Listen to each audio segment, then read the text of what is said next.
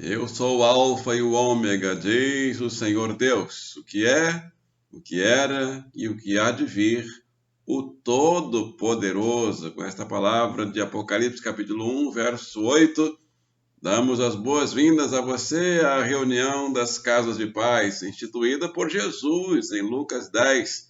Jesus mandou seu discípulo dizendo: vão de casa em casa e digam, paz seja nesta casa. Então receba agora aí na sua casa e aproveite, mande o link desta reunião, declarando paz também para quantas pessoas você quiser. Compartilhe o link, deixe seu like, peça a pessoa que se inscreva também.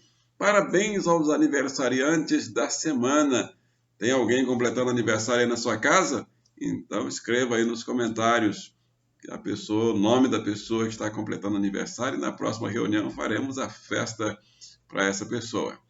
O assunto da nossa reunião de hoje está na Bíblia Sagrada, livro do Apocalipse, capítulo 1, verso 17. Abra sua Bíblia, acesse aí o texto bíblico.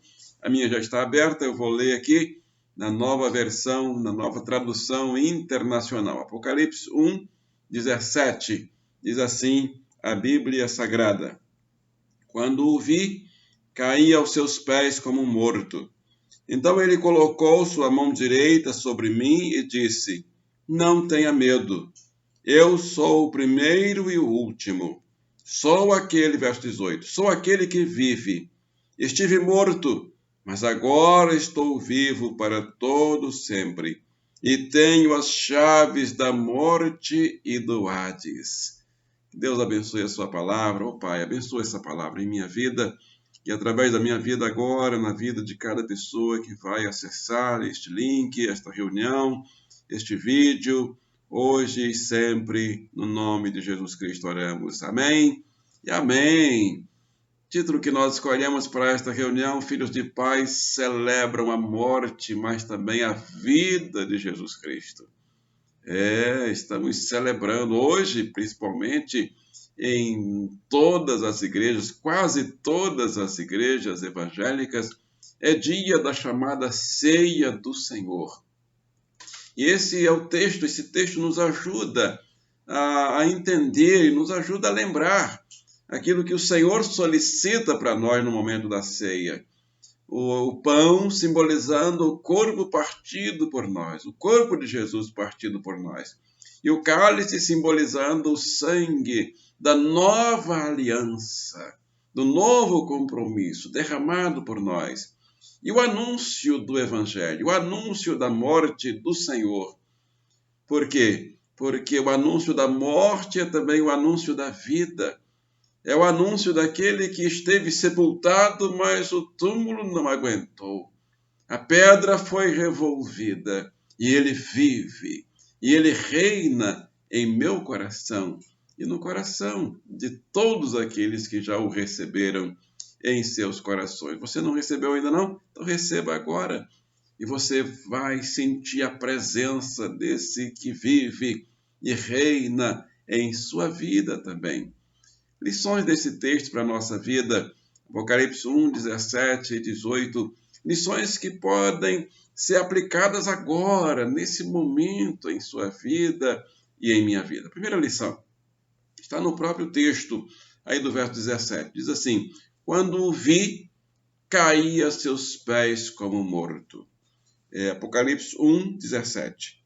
Quando o vi, caí a seus pés como morto. Aqui pode ser eu, pode ser você, mas no texto aqui foi João, o apóstolo do amor. Quando ele teve essa visão de Jesus, a visão de Deus, ele não aguentou, ele não resistiu. O que significa isso? O que quer dizer essa visão? Quer dizer que a presença do Senhor nos faz temer.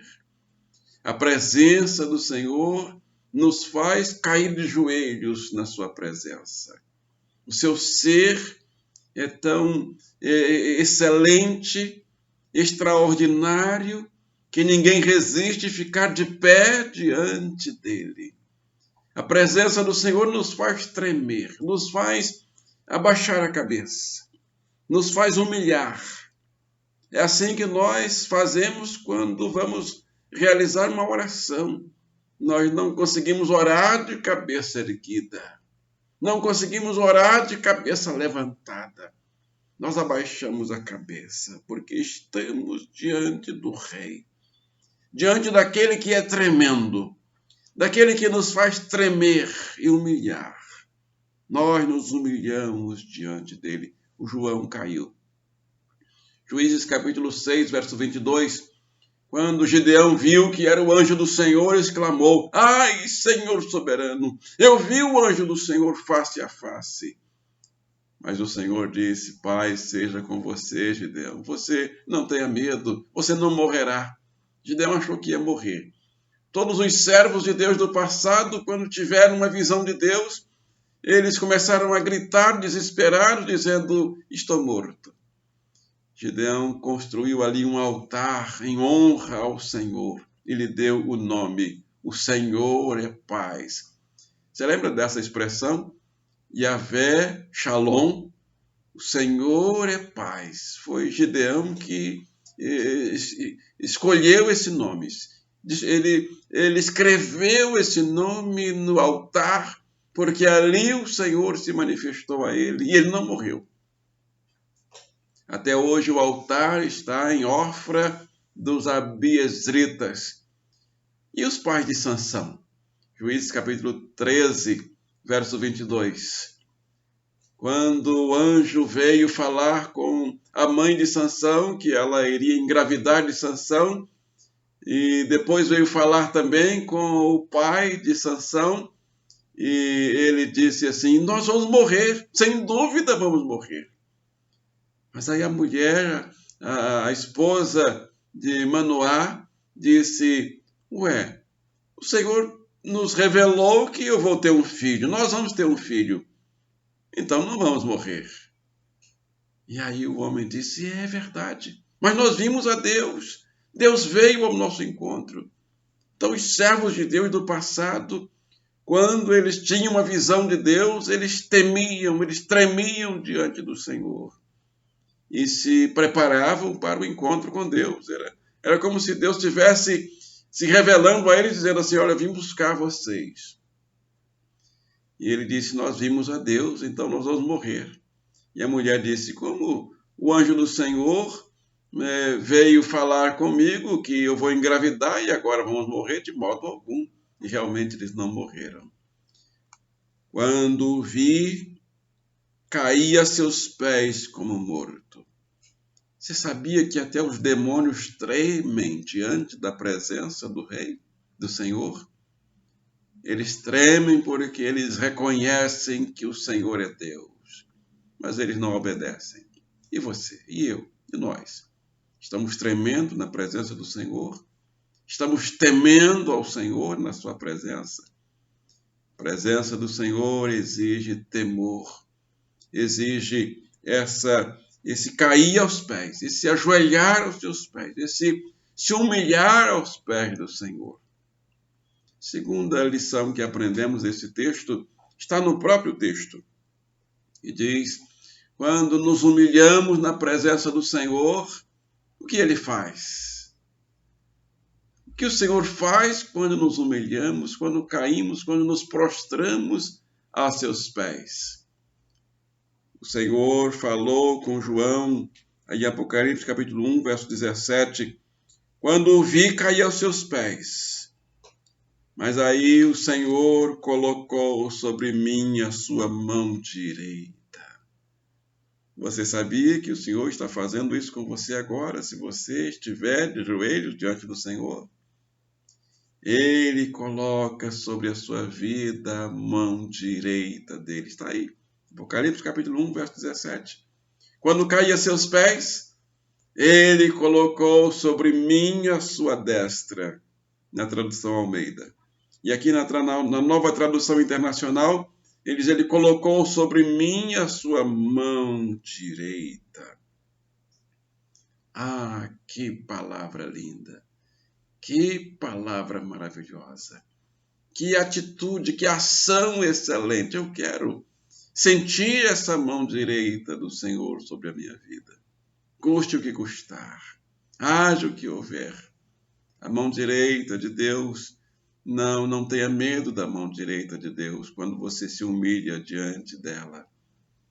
Porque o João recebeu ali a unção, recebeu a presença, recebeu o calor da mão de Deus sobre ele para confortar. Essa mão de Deus nesse momento foi mão para dizer assim: você não vai morrer, meu filho. Você é meu. Eu sou o teu Deus. Fique tranquilo. Foi como um carinho de Deus sobre a cabeça de João. Foi como um afago do Criador sobre a criatura. Eu quero sentir essa mão. Você quer sentir? Então, se humilhe diante do Senhor. Humilhemo-nos diante do Senhor. Ele é o primeiro. Ele é o último. Ele é o Todo-Poderoso. A presença dele, quando nós nos humilhamos, é presença para nos confortar, para tirar o nosso medo. Ele falou assim quando colocou a mão sobre João: não tenha medo. Está aqui na minha Bíblia, na Nova Tradução Internacional, verso 17, Apocalipse 1:17. Colocou a sua mão direita sobre mim e disse: não tenha medo. Você está com medo? Eu já senti muito medo na minha vida. Vivi pouco, mas já passei por muitas situações de medo. E ainda passo, ninguém está livre, nenhum de nós está livre de passar por situações de medo. O mundo está com medo da morte, com medo da Covid, com medo das situações que a Covid está provocando no mundo todo. São ameaças de toda sorte. Ameaças físicas, ameaças econômicas, financeiras, ameaças espirituais. Quanta gente em desespero. Terceira e última lição que nós aprendemos desse texto e nós podemos aplicar em nossa vida hoje, porque essa palavra aqui é para você agora. A mão do Senhor está, você pode sentir a mão de Deus sobre a sua vida e precisa sentir. Nós precisamos sentir a mão do Senhor. É uma pergunta para refletirmos. Quem é o Senhor para que nos humilhemos diante dele e para que busquemos a sua mão direita sobre nós? Quem é o Senhor? O verso responde, o texto responde. Ele é o Alfa e o Ômega. Ele é o primeiro e o último.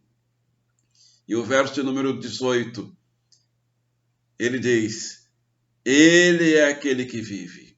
Ou ele fala: eu sou aquele que vive. Estive morto, mas agora estou vivo para todo sempre. Aleluia. Compensa nos humilharmos diante dele? Sim, claro. Eu não me humilho diante de ninguém. Eu não quero ser humilhado por ninguém, mas diante desse, que é o Alfa e o Ômega, que é o primeiro e o último, eu me humilho diante dele. Diante daquele que esteve morto, mas agora está vivo e estará para todo sempre, eu quero me humilhar diante dele. Eu quero tremer diante dele. E sabe o que ele diz mais? Eu tenho as chaves da morte e do Hades. O Hades é o lugar onde estão todos os mortos. A chave da morte. Você sabia que a morte tem chaves? E as chaves ficam com ela. Ela é a dona da chave, ela vem na hora que ela quer. Ela arromba a porta da casa, do apartamento, da mansão, do barraco, ou mesmo do morador das calçadas, das ruas. Ela invade a vida na hora que ela quer. Mas tem alguém que pode tomar as chaves da morte, que pode tomar as chaves do lugar daqueles que estão indo agora para o lugar dos mortos, para o outro lado. Esse é o meu Jesus.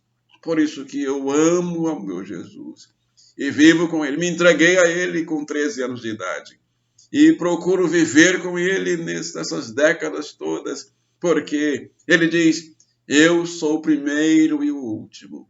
Eu sou aquele que vive. Estive morto, estive no túmulo, mas o túmulo não aguentou. A pedra foi revolvida. Eu estou vivo e estarei para todo sempre. E aqui em minhas mãos estão as chaves da morte e do Hades. As chaves da eternidade não estão com Pedro. Não estão com Pedro. Diz uma tradição que Pedro tem as chaves do céu, é o dono das chaves. Não. O Senhor Jesus falou com Pedro dizendo: eu te dou as chaves do meu reino. É a pregação do evangelho. O Senhor deu para Pedro a chave da pregação do evangelho, que dá também para mim e para você. Apóstolo nenhum tem as chaves da morte. Apóstolo nenhum tem as chaves do Hades. Só Jesus tem as chaves da morte. Elas pertencem a Jesus. As chaves do Hades estão nas mãos, só Jesus pode. Então é por isso que eu quero ficar para Jesus, perto de Jesus. Eu escolho a Jesus e desafio você a escolher Jesus também. Eu quero concluir com um comentário do meu amado, querido pastor Billy Graham. Eu gosto muito dos comentários dele e a base de muitos dos meus estudos são os escritos do pastor Billy Graham. E ele diz que um fato histórico pode ser reprimido por falta de comprovação. A documentação do evento tem que ser apresentada por testemunhas oculares dignas de confiança. E ele diz que há mais provas de que Jesus ressuscitou dos mortos do que evidências de que Júlio César realmente existiu. Aquele imperador romano. Há mais provas, claro que há provas de que Júlio César existiu. Mas há mais provas, há mais documentos de que Jesus ressuscitou dos mortos do que documentos de que Júlio César existiu. E os historiadores reconhecem que Júlio César existiu. E, infelizmente, tem historiadores que não reconhecem que Jesus ressuscitou. Você sabia, pastor Billy Graham continua dizendo que há mais provas de que Jesus ressuscitou dos mortos do que provas e documentos de que Alexandre o Grande morreu aos 33 anos. Sim, pastor Billy Graham era um pesquisador, ele viajou o mundo todo pregando o evangelho, e para pregar tem que pesquisar muito. E ele conclui essa reflexão dizendo que é estranho que os historiadores aceitem milhares de fatos pelos quais só podem produzir fragmentos de provas, mas diante das provas incontestáveis da ressurreição de Jesus Cristo, esses historiadores levantam dúvidas intelectuais. E sabe qual é o problema, diz ele? O problema é que muitas pessoas, elas não querem crer. Elas não creem em Jesus porque não querem crer. Elas são tão preconceituosas que não conseguem aceitar o fato tão glorioso de que a Bíblia, o relato bíblico por si só, testifica a ressurreição de Jesus, a vitória de Jesus. Jesus diz aí: eu estive morto, mas estou vivo.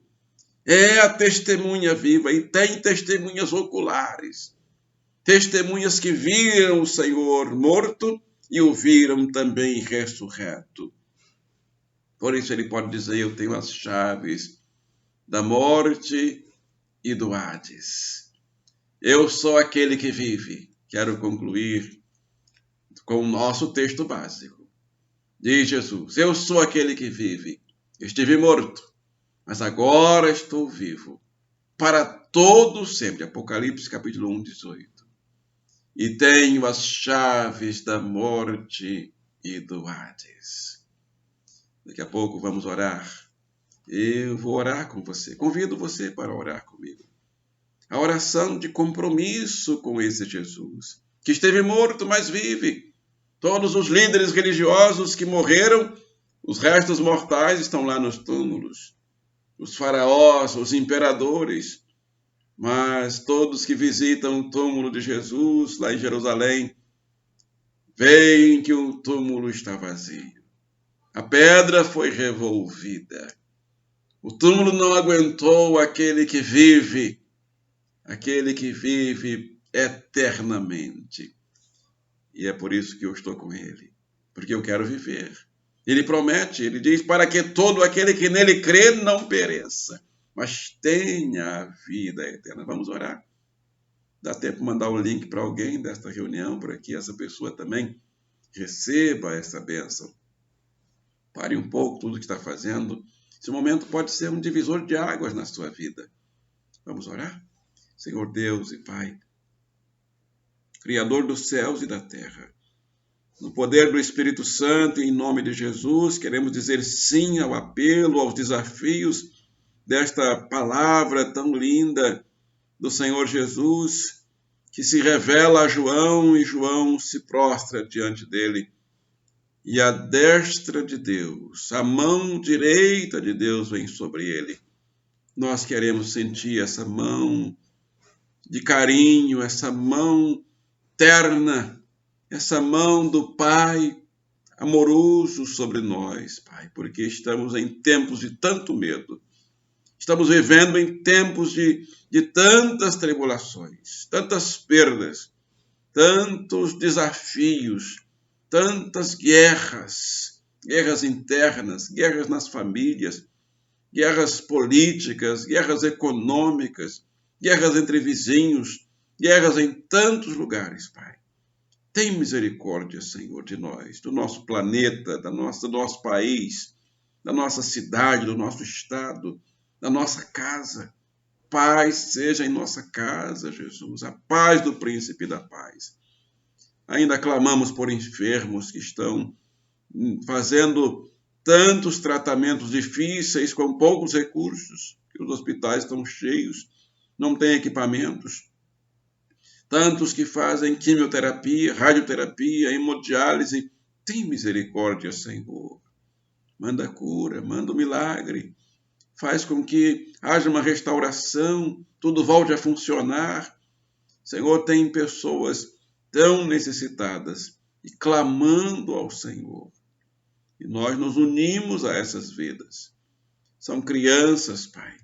São adolescentes, jovens, vidas, Senhor, que estão também agradecendo, Pai, a sua cura, como a irmã Janaína e o irmão Felipe estão agradecendo a cura dos seus filhos, Isaac e Mariana, da Covid. Senhor, crianças atingidas, Pai, mas o Senhor tem curado, o Senhor tem abençoado essas crianças. Te louvamos, Pai, te adoramos pela sua cura e pelo seu milagre. Quando oramos, nós não sabemos quantas famílias estão sofrendo, mas nós sabemos que o Senhor sabe. E oramos por todas as famílias, independente de nome, de condição social, financeira, religiosa, mas cremos que o Senhor está agindo. Cremos na sua vitória e nós pedimos essa vitória para a nossa igreja, um avivamento para a nossa igreja, para as ruas aqui no entorno, para o povo do Senhor, nesse tempo de tanto distanciamento do Senhor. Que haja um avivamento em nossas vidas. Peço a sua bênção e agradeço, orando a Deus o Pai, na virtude do Espírito Santo, em nome de Jesus, e todos digam amém, amém. Estamos chegando ao final de mais uma reunião, mas não fique triste, porque agora às 10 horas começa o culto da nossa igreja mãe, a primeira igreja batista do Rio de Janeiro. Você é o nosso convidado especial, participe. Continue participando. É só colocar pib.org.rj e culto, data de hoje, o horário, às 10 horas, você vai continuar. Eu gosto, o domingo todo eu fico participando de cultos, porque tem para todos os gostos e você pode escolher. E às 18 horas tem a nossa segunda reunião de hoje. Você é o nosso convidado especial. Clique no sininho e você será avisado na hora que entrar o link da reunião. Não saia daí que ainda tem uma bênção para você. Nós agradecemos a Deus por mais essa reunião e por essa palavra maravilhosa que recebemos. Então, a bênção está em 2 Coríntios, capítulo 13, verso 14. Abra seu coração, abra sua alma e receba nesse momento. A graça do Senhor Jesus Cristo, o amor de Deus, nosso Pai, e a comunhão do Espírito Santo, sejam com todos vocês, sejam com todos nós, e todo o povo espalhado em toda a terra, hoje, amanhã e para sempre. E todos digam amém, amém. Um abraço e até a nossa próxima reunião. Que o Senhor te abençoe e te guarde. Amém.